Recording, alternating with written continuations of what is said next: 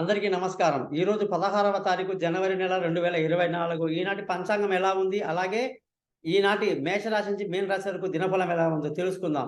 శ్రీ శోభకృత్నామ సంవత్సరం, దక్షిణాయనం, హేమంత ఋతువు, పుష్యమాసం, బహుళపక్షం. తిథి వచ్చేసి పంచమి. మరి పంచమి తిథి మీకు చాలా మంచి రోజు. ఏ శుభకార్యాలకైనా కూడా ఇది బాగా పనికొస్తుంది. అయితే ఈ వారం గాని, ఈ రోజు గాని 12 రాశులకు చూసుకుంటే మేషరాశి వాళ్ళందరికీ కూడా అధికమైన ఖర్చులు ఉండడమే కాదు, పిల్లల ఆరోగ్యం పట్ల శ్రద్ధ వహించాలి. కొన్ని తెలివి తక్కువ నిర్ణయాలు తీసుకొని ఇబ్బంది పడే అవకాశం ఉంది.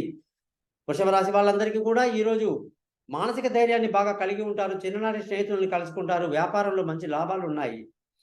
మిథున రాశి వాళ్ళకి పేరు ప్రఖ్యాతులు గడపడానికి మంచి రోజు.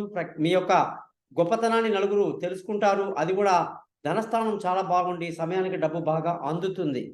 కర్కాటక రాశి వాళ్ళకి ఈరోజు అదృష్టం బాగుంది. ఏ పని చేసినా బ్రహ్మాండంగా కలిసి వస్తుంది. తండ్రి ఆశీస్సులతో అన్ని పనులు పూర్తి చేస్తారు. సింహరాశి వాళ్ళందరికీ కూడా ఈరోజు ఏ పని చేసినా 1-2 సార్లు ఆలోచించి చేయాలి. అష్టమ చంద్రుడి యొక్క ప్రభావం వల్ల మానసికంగా కొన్ని ఇబ్బందులు ఉండే అవకాశాలు లేకపోలేదు. కన్యా రాశి వాళ్ళందరికీ కూడా భార్యాభర్తల మధ్య చక్కటి సయోధ్య కలిగి సంతోషంగా ఆనందంగా గడుపుతారు. ఎన్నో రోజులుగా ఉన్న వివాదాలన్నీ కూడా పరిష్కారం అవుతాయి. తులారాశి వాళ్ళందరికీ కూడా ఆరోగ్యం పట్ల జాగ్రత్తలు వహిస్తూ ఉండాలి. శత్రువులతో ఒక కన్నేసి ఉంచడం ఎంతైనా మంచిది. ఉద్యోగస్తులు జాగ్రత్తగా పని చేసుకోవాలి.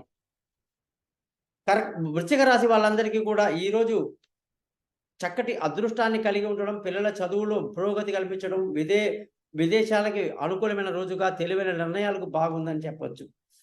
ధనుసు రాశి వాళ్ళందరికీ విలువైన వస్తువులు, భూములు, వాహనాలు, ఇతరత్ర వస్తువులు కొనడానికి ఎంతో అనుకూలమైన వాతావరణం కనిపిస్తూ ఉంది. మకర రాశి వాళ్ళందరికీ కూడా భార్యాభర్తల మధ్య చిన్న చిన్న గొడవలు, తగవులు ఉండే అవకాశాలు ఉంటాయి కాబట్టి కొన్ని జాగ్రత్తలు తీసుకుంటే మంచిది. కుంభరాశి వాళ్ళందరికీ కూడా ఈ రోజు ఆరోగ్యం పట్ల శ్రద్ధ వహించాలి. అలాగే శత్రువు మీద ఒక కన్నేసి ఉంచాలి. ధన ఆదాయం బాగుంటుందని చెప్పొచ్చు. మీనరాశి వాళ్ళందరికీ కూడా ఈరోజు స్థానచలనము, తిరగడము, తిప్పడము, బంధువుల యొక్క చూడటం, రావటం, పిల్లలతో సరదాగా ఎంజాయ్ చేయడం బ్రహ్మాండంగా కనిపిస్తుంది.